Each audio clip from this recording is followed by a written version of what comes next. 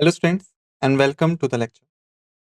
तो स्टूडेंट्स, जैसा कि आप सभी देख सकते हैं कि इस लेक्चर में हम बात करने जा रहे हैं बैंकिंग जागरूकता अभ्यास के बारे में, या क्यों कहें बैंकिंग अवेयरनेस प्रैक्टिस क्वेश्चंस के बारे में, बैंकिंग जागरूकता अभ्यास प्रश्न के बारे में।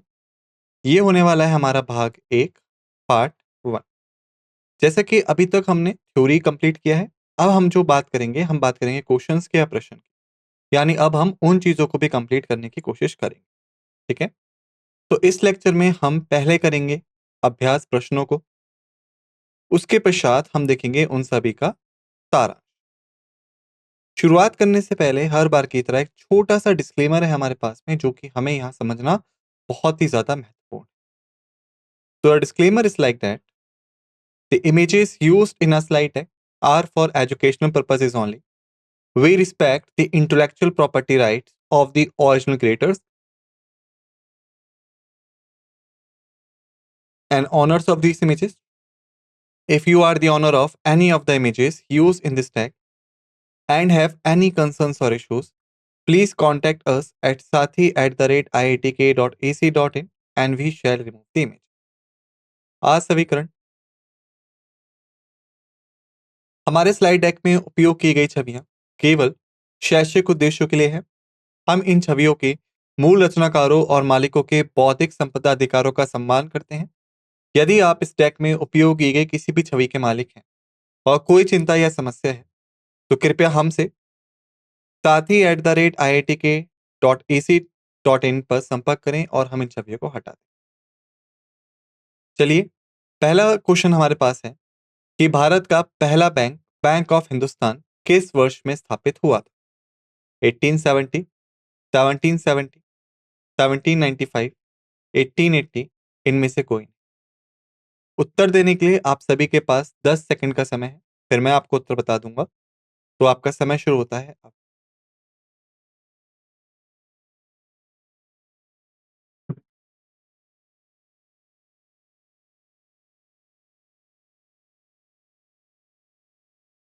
समय समाप्त। सही उत्तर है 1770। आइए स्पष्टीकरण देखते हैं। बैंक ऑफ हिंदुस्तान की स्थापना 1770 में कलकत्ता, जिसे अब कोलकाता कहा जाता है, उसमें हुई थी। इसे भारत का पहला बैंक माना जाता है और इसने ब्रिटिश औपनिवेशिक काल के दौरान देश के वित्तीय परिदृश्य में महत्वपूर्ण भूमिका निभाई। यह बैंक मुख्य रूप से यूरोपीय समुदायों की ही सेवा करता था, मुद्रा जारी करने और ऋण प्रदान करने सहित विभिन्न बैंकिंग कार्यों में शामिल था। हालांकि अंत में 1830 में यह बंद हो गया। क्वेश्चन नंबर टू, निम्नलिखित में से कौन सी ब्रिटिश भारत के दौरान तीन प्रेसिडेंसी बैंकों के सही स्थान? कलकत्ता, मद्रास, बॉम्बे, सूरत, कलकत्ता, मद्रास, सूरत, मद्रास, बॉम्बे, बॉम्बे, कलकत्ता, सूरत, इनमें से कोई नहीं। उत्तर देने के लिए आप सभी के पास 10 सेकंड का समय है, फिर मैं आप सभी को उत्तर दूंगा। तो आप सभी का समय शुरू होता है अब।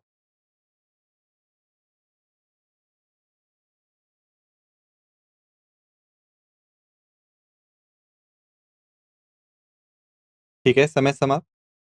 सही उत्तर है ए, कलकत्ता, मद्रास, बॉम्बे। स्पष्टीकरण, ब्रिटिश भारत के दौरान तीन प्रेसिडेंसी बैंक निम्नलिखित स्थानों पर स्थापित किए गए थे। पहला, कलकत्ता या कोलकाता। बैंक ऑफ बंगाल की स्थापना 1806 में की गई थी, जो प्रेसिडेंसी बैंकों में से पहला था। फिर आता है मद्रास, जिसे आज हम चेन्नई के नाम से जानते हैं। बैंक ऑफ मद्रास की स्थापना 1843 में की गई थी। फिर आता है बम्बई, जिसे आप मुंबई के नाम से जानते हैं। बैंक ऑफ बम्बई की स्थापना 1840 में की गई थी। इन बैंकों ने ब्रिटिश काल के दौरान भारत की बैंकिंग प्रणाली में महत्वपूर्ण भूमिका निभाई और देश में आधुनिक बैंकिंग ढांचे की नींव भी रखी। क्वेश्चन नंबर थ्री, निम्नलिखित में से कौन सा भारत का सबसे पुराना संयुक्त स्टॉक बैंक है? Allahabad bank, bank of Baroda, Patiala bank, bank of India, इनमें से कोई नहीं। उत्तर देने के लिए आप सभी के पास 10 सेकंड का समय है, फिर मैं आप सभी को उत्तर दूंगा। समय शुरू होता है अब।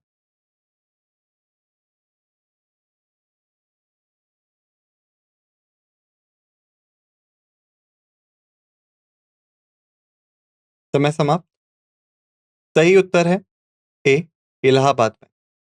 स्पष्टीकरण: इलाहाबाद बैंक की स्थापना 1865 में हुई थी और इसे भारत का सबसे पुराना संयुक्त स्ट्रॉन्ग बैंक माना जाता है। इसने बैंकिंग क्षेत्र में महत्वपूर्ण भूमिका निभाई, व्यक्ति और व्यवसायों को विभिन्न वित्तीय सेवाएं प्रदान की। बैंक की स्थापना प्रारंभ में इलाहाबाद में हुई थी और इसका भारतीय बैंकिंग परिदृश्य में एक लंबा इतिहास है। हालांकि बैंक ऑफ बड़ौदा और अन्य जैसे अन्य बैंक भी महत्वपूर्ण रहे हैं, लेकिन वह इलाहाबाद बैंक के बाद स्थापित हुए थे। क्वेश्चन नंबर 4: निम्नलिखित में से कौन सा बैंक विदेशी धरती पर शाखा खोलने वाला पहला bank? Bank of India, state bank of India, bank of Punjab, Allahabad bank, इनमें से कोई नहीं। उत्तर देने के लिए आप सभी के पास 10 सेकंड का समय है, फिर मैं आपको उत्तर बता दूंगा। आपका समय शुरू होता है अब।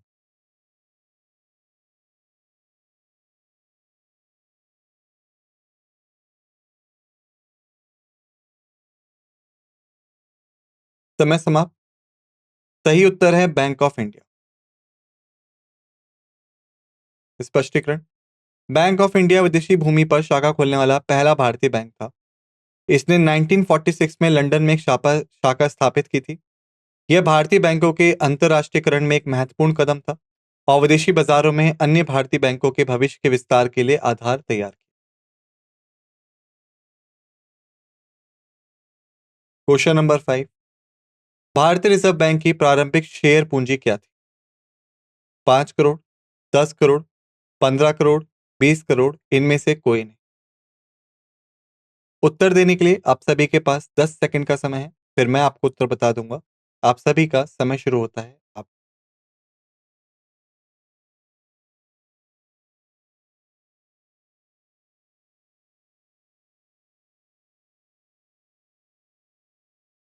समय समाप्त।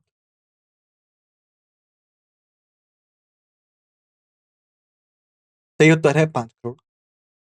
स्पष्टीकरण: भारतीय रिजर्व बैंक की स्थापना 1935 में 5 करोड़ की प्रारंभिक शेयर पूंजी के साथ की गई थी। इस पूंजी को 100 रुपए प्रत्येक के शेयरों में विभाजित किया गया था और इसने भारत के केंद्रीय बैंक के रूप में आरबीआई के गठन और कार्यप्रणाली में महत्वपूर्ण भूमिका निभाई, जो देश की मौद्रिक नीति और वित्तीय प्रणाली को विनियमित करने के लिए जिम्मेदार है।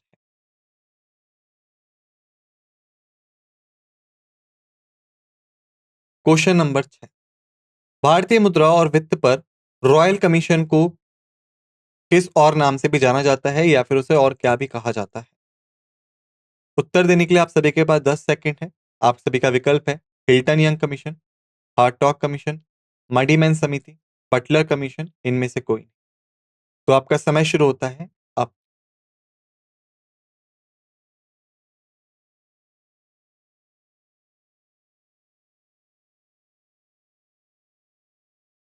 समय समाप्त। सही उत्तर है हिल्टन यंग कमीशन। स्पष्टीकरण: भारतीय मुद्रा और वित्त पर रॉयल कमीशन जो 1926 में स्थापित किया गया था, आमतौर पे हिल्टन यंग कमीशन के नाम से जाना जाता है। इसे भारतीय मुद्रा और वित्तीय प्रणालियों की जांच करने का कार्य सौंपा गया था और इसने कई सिफारिशें की जिन्हें भारत में मौद्रिक नीति को प्रभावित किया। क्वेश्चन नंबर 7: आरबीआई का मूल मुख्यालय स्थित था कलकत्ता में, बंबई में, मद्रास में, नई दिल्ली में, या इनमें से किसी भी स्थान पर नहीं। उत्तर देने के लिए आप सभी के पास 10 सेकंड का समय है, फिर मैं आप सभी को उत्तर बता दूंगा। तो आप सभी का समय शुरू होता है अब।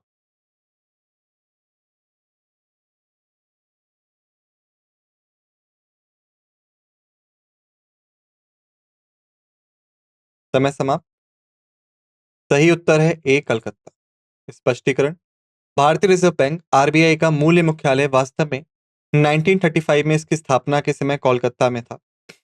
आरबीआई को पहली बार कलकत्ता में भारत के केंद्रीय बैंक के रूप में स्थापित किया गया था, जो 20वीं सदी की शुरुआत में शहर के एक प्रमुख वित्तीय केंद्र के रूप में महत्व को दर्शाता है। हालांकि 1937 में मुख्यालय को बॉम्बे मुंबई स्थानांतरित कर दिया गया, जहां से यह तब से ही वहां पे बना हुआ है। यदि उत्तर ए को कलकत्ता के रूप में माना जाता है तो संभवतः उस शहर में आरबीआई की प्रारंभिक स्थापना को संबोधित करता है, भले ही बाद में इसे बॉम्बे स्थानांतरित कर दिया गया। स्पष्टता के लिए आरबीआई का मुख्यालय कोलकाता में था, लेकिन बाद में उसे बॉम्बे कर दिया गया, यानी वर्तमान में मुख्यालय जो है वो बॉम्बे में है या मुंबई में। क्वेश्चन नंबर 8, ब्रिटिश सरकार द्वारा पेपर मुद्रा अधिनियम किस वर्ष में अधिनियमित किया गया था? 1862, 1861, 1852, 1875, इनमें से कोई नहीं। उत्तर देने के लिए आप सभी के पास 10 सेकंड का समय है, फिर मैं आपको उत्तर बता दूंगा। तो आप सभी का समय शुरू होता है अब।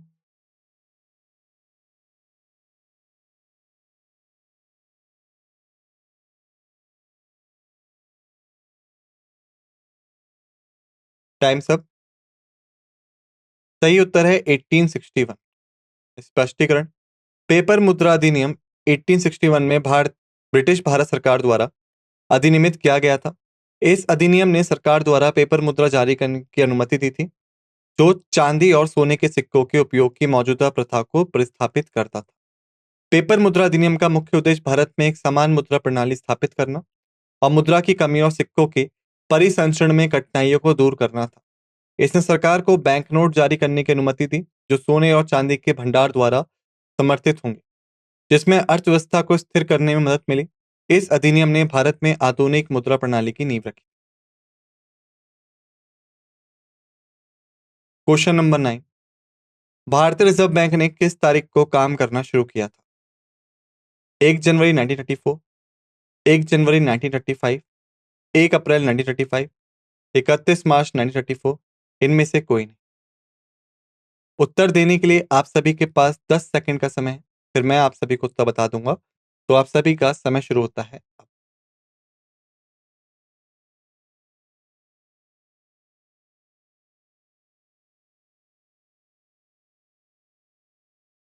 समय समाप्त। सही उत्तर है सी, 1 अप्रैल 1935।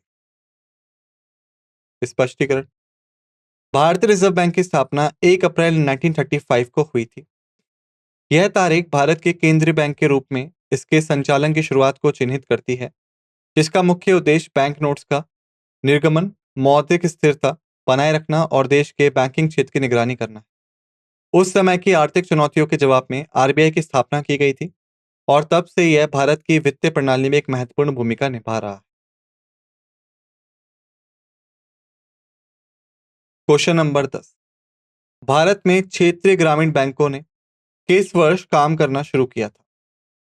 1970, 1975, 1978, 1981, इनमें से कोई नहीं। उत्तर देने के लिए आप सभी के पास 10 सेकंड का समय है, फिर मैं आप सभी को उत्तर बता दूंगा। आप सभी का समय शुरू होता है।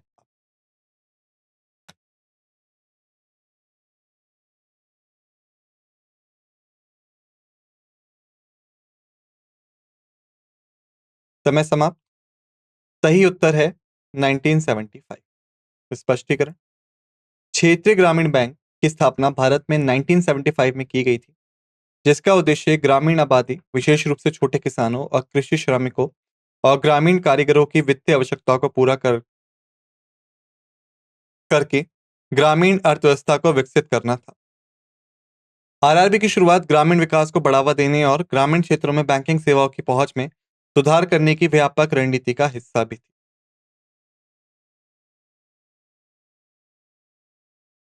क्वेश्चन नंबर 11, भारत में बैंकिंग लेन देन का सबसे प्रारंभिक साक्ष्य डैश से आता है? वैदिक युग, मौर्य युग, गुप्त युग, मध्यकालीन भारत, इनमें से कोई नहीं। उत्तर देने के लिए आप सभी के पास 10 सेकंड का समय है, फिर मैं आप सभी को उत्तर बता दूंगा। तो आप सभी का समय शुरू होता है अब।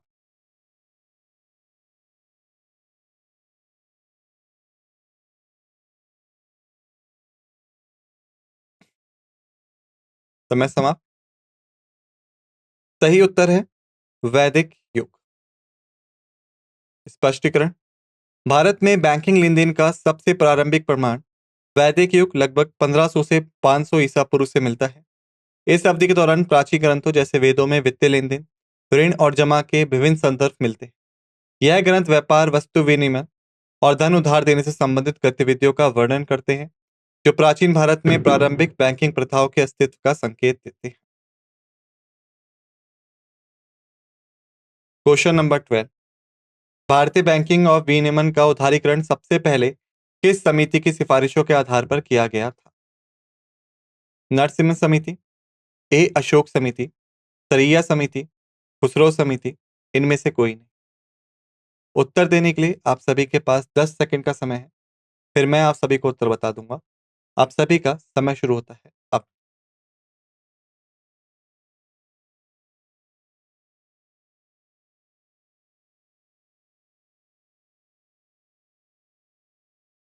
समय समाप्त।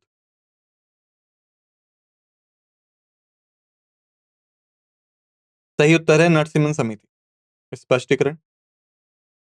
1991 में स्थापित नरसिम्हा समिति ने भारतीय बैंकिंग क्षेत्र के उदारीकरण और सुधार में महत्वपूर्ण भूमिका निभाई थी।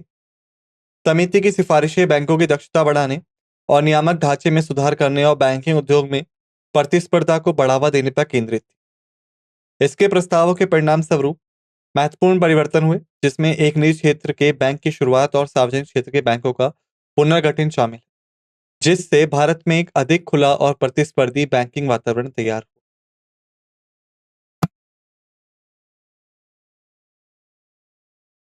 Question number 30। भारतीय स्टेट बैंक के सहायक बैंकों का राष्ट्रीयकरण किस वर्ष किया गया था? 1955, 1956, 1959, 1980, इनमें से कोई नहीं। उत्तर देने के लिए आप सभी के पास 10 सेकंड का समय है। फिर मैं आप सभी को उत्तर बता दूंगा। तो समय शुरू होता है अब।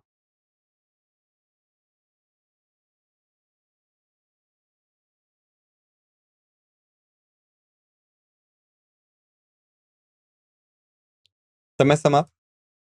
सही उत्तर है सी, 1959। स्पष्टीकरण। सही उत्तर वास्तव में 1956 है, क्योंकि भारतीय स्टेट बैंक की सहायक बैंकों का राष्ट्रीयकरण उसी वर्ष हुआ था। स्पष्ट करने के लिए एसबीआई का राष्ट्रीयकरण हुआ 1955 में। सहायक बैंकों का राष्ट्रीयकरण 1956 में हुआ था। 1959 में सरकार ने बैंकिंग और वित्त से संबंधित अन्य उपाय लागू किए, लेकिन सहायक बैंकों का विशिष्ट राष्ट्रीयकरण 1956 में ही हुआ था।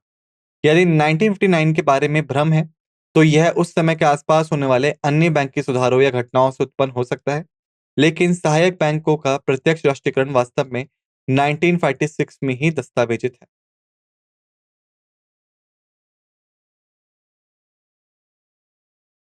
Question number 14। भारतीय स्टेट बैंक का नाम एसबीआई अधिनियम द्वारा बनाए जाने से पहले क्या था? Imperial Bank of Hindustan, Imperial Bank of Bengal, Imperial Bank of Madras, Imperial Bank of India, इनमें से कोई नहीं। उत्तर देने के लिए आप सभी के पास 10 सेकंड का समय है। फिर मैं आपको उत्तर दूंगा। समय शुरू हो गया अब।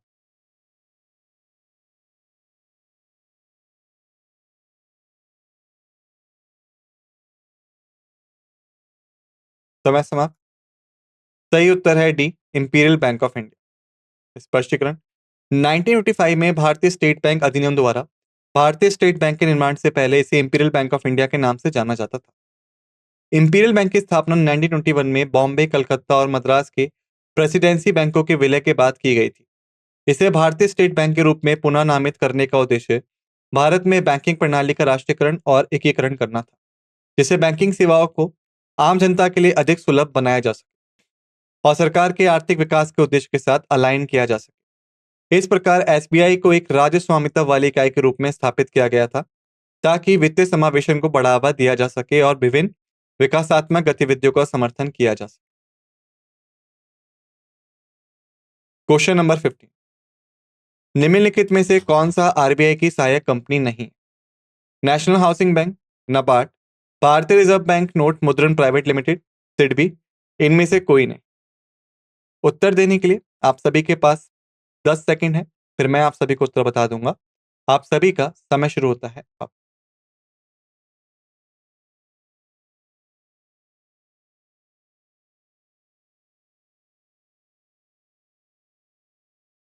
समय समाप्त। सही उत्तर है डी, सिडबी। स्पष्टीकरण। नेशनल हाउसिंग बैंक भारतीय रिजर्व बैंक की एक सहायक कंपनी है और आवास वित्त को बढ़ावा देने पर ध्यान केंद्रित करती है। नाबार्ड राष्ट्रीय कृषि और ग्रामीण विकास बैंक। नाबार्ड को संसद के एक अधिनियम द्वारा स्थापित किया गया था और यह आरबीआई के अधीन कार्य करता है। इसे एक विकास बैंक भी माना जाता है और ये मुख्य रूप से ग्रामीण विकास और कृषि के लिए काम करता है। भारतीय रिजर्व बैंक नोट मुद्रण प्राइवेट लिमिटेड आरबीआई की एक सहायक कंपनी है जो भारत में बैंक नोटों के उत्पादन में शामिल है। सिडबी लघु उद्योग विकास बैंक ऑफ इंडिया। अन्य के विपरीत सिडबी आरबीआई की सहायक कंपनी नहीं है। 1990 में छोटे पैमाने के उद्योगों की वृद्धि और विकास में सहायता के लिए स्थापित एक स्वतंत्र विकास बैंक है। इसलिए सिडबी यह विकल्प है जो आरबीआई की सहायक कंपनी नहीं। Question number 16। भारतीय रिजर्व बैंक के स्थानीय बोर्डों का मुख्यालय कहाँ स्थित है? मुंबई, कोलकाता, चेन्नई और नई दिल्ली, मुंबई, जयपुर, चेन्नई और मैसूर, मुंबई, अहमदाबाद, चेन्नई और नई दिल्ली, मुंबई, अहमदाबाद, जयपुर और नई दिल्ली, इनमें से कोई नहीं। उत्तर देने के लिए आप सभी के पास 10 सेकंड का समय है, फिर मैं आप सभी को उत्तर बता दूंगा। आप सभी का समय शुरू होता है अब।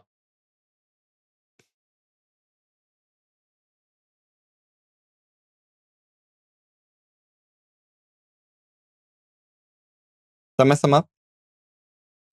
सही उत्तर है मुंबई, कोलकाता, चेन्नई और नई दिल्ली। स्पष्टीकरण।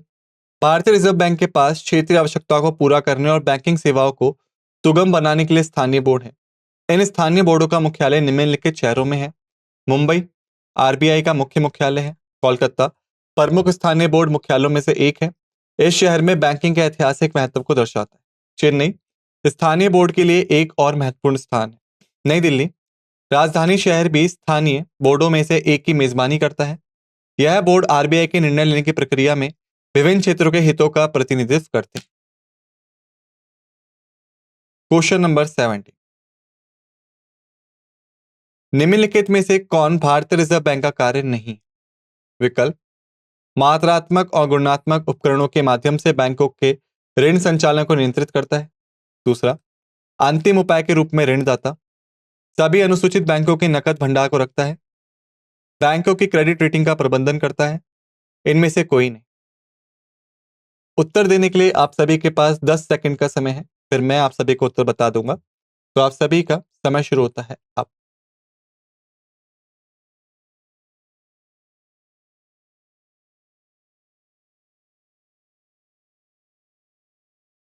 Times up. Correct answer is D. बैंकों की क्रेडिट रेटिंग का प्रबंधन करता है। स्पष्टीकरण। भारतीय रिजर्व बैंक के कार्यों में शामिल है। पहला, मात्रात्मक और गुणात्मक उपकरणों के माध्यम से बैंकों के क्रेडिट संचालन को नियंत्रित करता है। वास्तव में आरबीआई एक कार्य है क्योंकि यह मुद्रा आपूर्ति को नियंत्रित करता है और मुद्रास्फीति को नियंत्रित करता है। अंतिम उपाय के लिए ऋणदाता आरबीआई इस कार्य को पूरा करता है। संकट में बैंकों को धन प्रदान करके वित्तीय प्रणाली में स्थिरता बनाए रखता है। तभी अनुसूचित बैंकों के नकद भंडार रखता है। आरबीआई यह अनिवार्य करता है कि अनुसूचित बैंकों अपनी शुद्ध मांग और समय देनदारियों को एक निश्चित प्रतिशत नकद भंडार के रूप में आरबीआई के पास रखें। चौथा, बैंकों की क्रेडिट रेटिंग का प्रबंधन करता है। यह आरबीआई का कार्य नहीं है। बैंकों की क्रेडिट रेटिंग आमतौर पर क्रेडिट एजेंसी द्वारा प्रबंधित की जाती है, न कि स्वयं केंद्रीय बैंक द्वारा। Question number 18। भारतीय रिजर्व बैंक अधिनियम 1934 की किस धारा के तहत आरबीआई को सभी मूल्य वर्ग के बैंक नोट जारी करने का एकमात्र अधिकार है? आरबीआई अधिनियम 1934 की धारा 24, आरबीआई अधिनियम 1934 की धारा 25, आरबीआई अधिनियम 1934 की धारा 21, आरबीआई अधिनियम 1934 की धारा 22, इनमें से कोई नहीं। उत्तर देने के लिए आप सभी के पास 10 सेकंड का वक्त है, फिर मैं आप सभी को उत्तर बता दूंगा। समय शुरू होता है अब।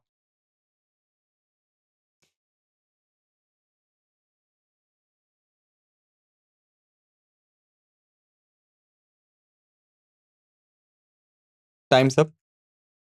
Correct answer S D. RBI अधिनियम 1934 की धारा 22। स्पष्टीकरण। भारतीय रिजर्व बैंक अधिनियम 1934 की धारा 22 भारतीय रिजर्व बैंक को भारत में सभी मूल्य वर्ग के बैंक नोट जारी करने का विशेष अधिकार प्रदान करती है। इस धारा में मुद्रा नोटों के निर्गम से संबंधित प्रावधानों का उल्लेख है, जो मुद्रा निर्गम के लिए आरबीआई के एकमात्र प्राधिकरण के रूप में भूमिका को रेखांकित करता है, जो मौद्रिक स्थिरता और मुद्रा में सार्वजनिक विश्वास बनाए रखने के लिए एक महत्वपूर्ण है।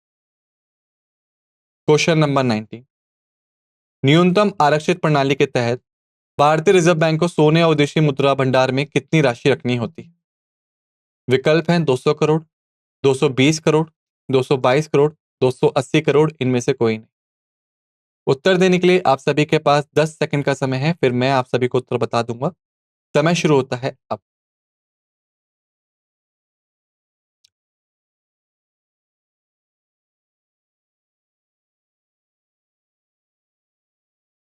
समय समाप्त। सही उत्तर है ए, 200 करोड़। स्पष्टीकरण। न्यूनतम आरक्षित प्रणाली 1986 में शुरू की गई इस प्रणाली को यह सुनिश्चित करने के लिए डिजाइन किया गया था कि भारतीय रिजर्व बैंक द्वारा जारी मुद्रा का समर्थन करने के लिए 200 करोड़ का न्यूनतम आरक्षित सोने या विदेशी मुद्रा में रखा जाए। उद्देश्य। इस प्रणाली का उद्देश्य भारतीय मुद्रा में विश्वास प्रदान करना और यह सुनिश्चित करना था कि आरबीआई के पास अपनी मुद्रा दायित्व को पूरा करने के लिए पर्याप्त भंडार हो। यह वित्तीय प्रणाली में स्थिरता बनाए रखने के लिए विशेष रूप से महत्वपूर्ण है। संशोधन। समय के साथ भंडार बढ़ाने का चर्चा हुई, लेकिन न्यूनतम आरक्षित प्रणाली के तहत प्रारंभिक आवश्यकता वास्तव में 200 करोड़ निर्धारित की गई थी। इस प्रकार यदि आप स्रोत इंगित करता है कि उत्तर 200 करोड़ है, तो 1986 में स्थापित न्यूनतम आरक्षित प्रणाली की मूल शर्त को दर्शाता है। Question number 20। निम्नलिखित में से कौन भारतीय रिजर्व बैंक का मात्रात्मक उपकरण नहीं है? ओएमओ, आरक्षित अनुपात, ऋण की राशनिंग, वैधानिक पूर्वाधिकार, इनमें से कोई नहीं। उत्तर देने के लिए आप सभी के पास 10 सेकंड का समय है, फिर मैं आप सभी को उत्तर बता दूंगा। समय शुरू होता है अब।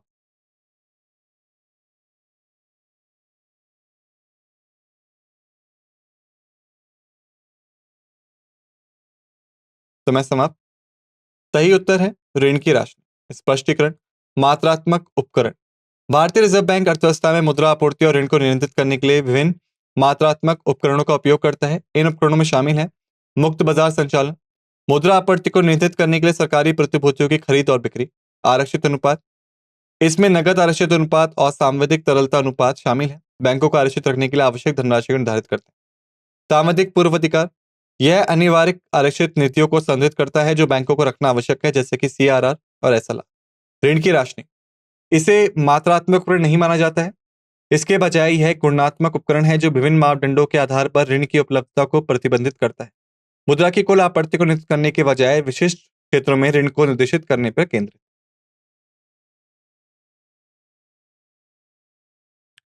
Question number 21। निम्नलिखित में से किस दर के तहत बैंक बिना किसी संपार्श्विक सुरक्षा के भारतीय रिजर्व बैंक से दीर्घकालिक ऋण प्राप्त करते हैं? बैंक दर, रेपो दर, रिवर्स रेपो दर, मार्जिनल स्टैंडिंग सुविधा, इनमें से कोई नहीं। उत्तर देने के लिए आप सभी के पास 10 सेकंड का समय है, फिर मैं आपको उत्तर बता दूंगा। समय शुरू होता है अब।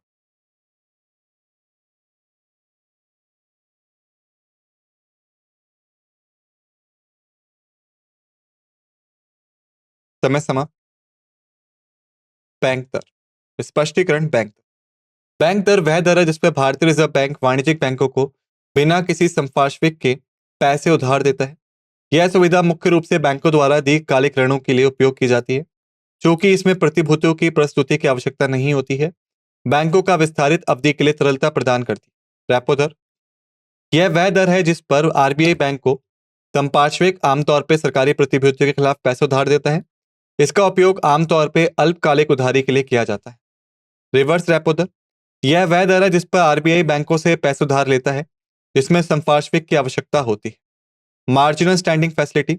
जबकि यह बैंकों को बिना संपार्श्विक के रातों रात धन उधार देने की अनुमति देता है और आमतौर पर बहुत अल्पकालिक तरलता आवश्यकताओं के लिए उपयोग किया जाता है और इसे रेपो दर से अधिक दर पर चार्ज किया जाता है। Question number 22। वाणिज्यिक पत्रों के संदर्भ में निम्नलिखित में से कौन सा कथन सही नहीं है? टीपी जारी करने के लिए आरबीआई की पूर्व स्वीकृति आवश्यक है।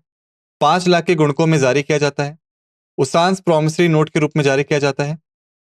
अंकित मूल्य पर छूट पर जारी किया जाता है, इनमें से कोई नहीं। उत्तर देने के लिए आप सभी के पास 10 सेकंड का समय है, फिर मैं आप सभी को उत्तर बता दूंगा। समय शुरू होता है अब।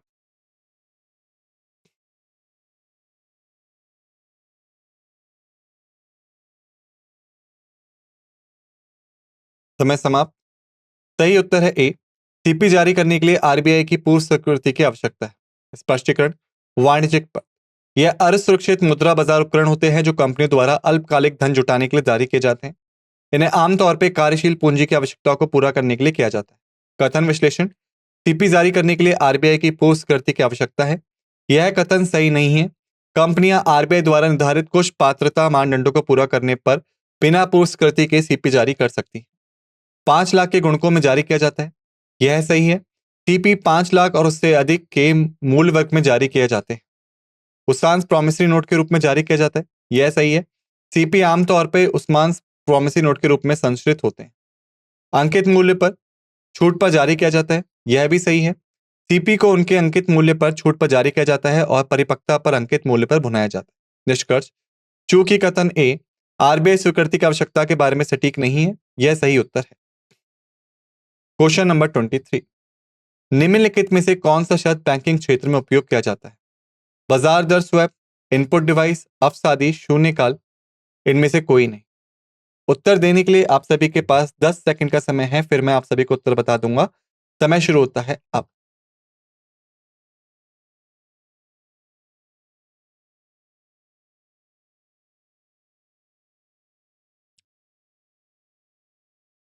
समय समाप्त। सही उत्तर है ब्याज दर स्वैप। स्पष्टीकरण, ब्याज दर स्वैप बैंकिंग और वित्त में सामान्यतः उपयोग किए जाने वाला एक वित्तीय व्युत्पन्न है। दो पक्षों के बीच ब्याज दर नकदी प्रवाह का आदान प्रदान करने का एक समझौता है। आमतौर पर एक निश्चित दर के लिए एक परिवर्तनीय दर निर्देशित परिकलित पूर्ण राशि के आधार पर इस उपकरण का उपयोग ब्याज ब्याज दरों में उतार चढ़ाव के जोखिम को प्रबंधित करने के लिए किया जाता है। अन्य विकल्प, इनपुट डिवाइस, यह शब्द हार्डवेयर उपकरणों को संबोधित करता है जो कंप्यूटर में डेटा इनपुट करने के लिए उपयोग किए जाते हैं, जैसे कीबोर्ड, माउस, और यह विशेष रूप से बैंकिंग से संबंधित नहीं है। अवसादी, यह शब्द भूविज्ञान से संबंधित है, उन चट्टानों को संबोधित करता है जो अवसाद के संचय से बनी थी हैं। इसका बैंकिंग में कोई प्रासंगिकता नहीं।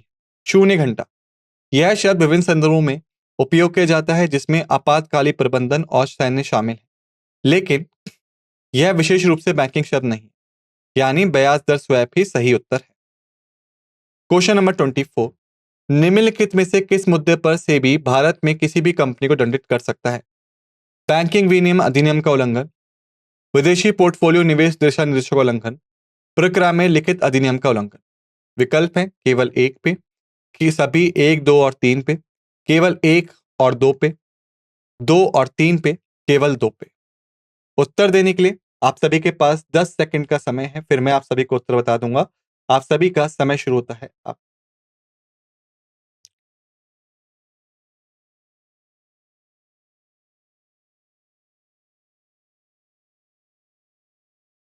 समय समाप्त। सही उत्तर है डी, दोनों, दो और तीन पे। स्पष्टीकरण, सेबी का अधिकार, भारतीय प्रतिभूति और विनिमय बोर्ड भारत में प्रतिभूति बाजार के लिए नियामक प्राधिकरण है। इसका मुख्य कार्य निवेशकों के हितों की रक्षा करना, प्रतिभूति बाजार का विकास करना और इसके कार्य को विनियमित करना है। विकल्पों का विश्लेषण, बैंकिंग विनियम अधिनियम का उल्लंघन, सेबी के पास बैंकिंग विनियम अधिनियम के उल्लंघन के लिए कंपनी को दंडित करने का अधिकार नहीं है। इस अधिनियम को मुख्य रूप से भारतीय रिजर्व बैंक द्वारा लागू किया जाता है। दूसरा, विदेशी पोर्टफोलियो निवेश दिशा निर्देशों का उल्लंघन, सेबी विदेशी पोर्टफोलियो निवेश दिशा निर्देशों के उल्लंघन के लिए कंपनियों को दंडित कर सकता है, क्योंकि यह प्रतिभूति बाजार को विनियमित करने और निवेशकों की रक्षा करने के इसके अधिकार क्षेत्र में आता है। प्रक्रिया में लिखित और अधिनियम का उल्लंघन, सेबी के पास प्रक्रिया में लिखित अधिनियम के उल्लंघन के लिए दंडित करने का अधिकार नहीं है, जो चेक और प्रॉमिसरी नोट जैसे प्रक्रिया में लिखतों से संबंधित है। यह अधिकतर बैंकिंग और कानूनी ढांचों से संबंधित है, सीधे सेबी के आधिकारिक क्षेत्र में नहीं आता। क्वेश्चन नंबर 25, बैंकिंग वित्त क्षेत्र में एएलएम शब्द का विस्तार करें। परिसंपत्ति देयता बेमेल, परिसंपत्ति देयता परिवक्ता, परिसंपत्ति देयता प्रबंधन, परिसंपत्ति देयता जनशक्ति, इनमें से कोई नहीं। उत्तर देने के लिए आप सभी के पास 10 सेकंड का समय है, फिर मैं आप सभी को उत्तर बता दूंगा। तो समय शुरू होता है अब।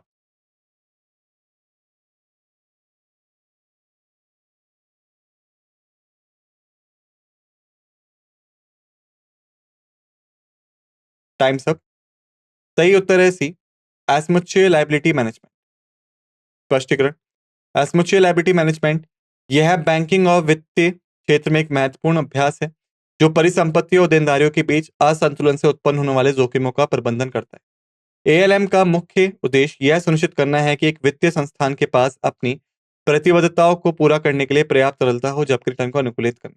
एएलएम का महत्व, प्रभावी एएलएम बैंकों और वित्तीय संस्थानों को ब्याज दर जोखिम तरलता जोखिम और फंडिंग जोखिम का प्रबंधन करने में मदद करता है, जिससे वित्तीय स्थिरता और नियामक आवश्यकताओं का पालन सुनिश्चित होता है। इसलिए बैंकिंग और वित्तीय संदर्भ में ये इस एएलएम का अर्थ एज लायबिलिटी मैनेजमेंट। इसी के साथ हमने कर लिया है क्वेश्चनों को समाप्त। अब बात करते हैं समरी की। हमने देखा बैंक ऑफ हिंदुस्तान की स्थापना, 3 प्रेसिडेंसी बैंकों के स्थान, भारत का सबसे पुराना संयुक्त स्टॉक बैंक कौन सा था, विदेश में शाखा खोलने वाला पहला बैंक कौन सा है, भारतीय रिजर्व बैंक की प्रारंभिक शेयर पूंजी, भारतीय मुद्रा और वित्त पर रॉयल कमीशन, आरबीआई का मूल्य मुख्यालय, कागजी मुद्रा अधिनियम लागू होने का वर्ष, आरबीआई ने संचालन कब शुरू किया, क्षेत्रीय ग्रामीण बैंकों की शुरुआत का वर्ष, बैंकिंग लेनदेन का सबसे पुराना प्रमाण, बैंकिंग उदारीकरण के लिए समिति, एसबीआई की सहायक बैंकों का राष्ट्रीयकरण, एसबीआई अधिनियम से पहले एसबीआई का नाम आरबीआई की सहायक नहीं, आरबीआई के स्थानीय बोर्डों का मुख्यालय आरबीआई का कार्य नहीं है वो देखा हमने, नोट जारी करने के लिए आरबीआई का अधिकार वाला अनुभाग देखा, न्यूनतम रिजर्व सिस्टम की आवश्यकता देखी, आरबीआई का मात्रात्मक ऋण कौन सा नहीं है वो देखा, आरबीआई से दीर्घकालिक ऋण के लिए क्या दर है वो देखी, वाणिज्यिक पत्र का गलत कथन देखा हमने, बैंकिंग में प्रयुक्त शब्द क्या होते हैं वो देखे, हिंदुस्तान बैंक देखा, तीनों प्रेसिडेंसीज बैंक देखा और बाकी चीजें देखी। इसी के साथ हमने कर लिया है इस लेक्चर को समाप्त। आप सभी से निवेदन है कि जो भी चीजें हमने यहाँ पढ़ी हैं उन्हें एक बार अच्छे से रिवाइज कर लीजिएगा। मिलते हैं आप सभी से दूसरे लेक्चर में। इसी के साथ करते हैं इस लेक्चर को समाप्त। आप सभी का धन्यवाद।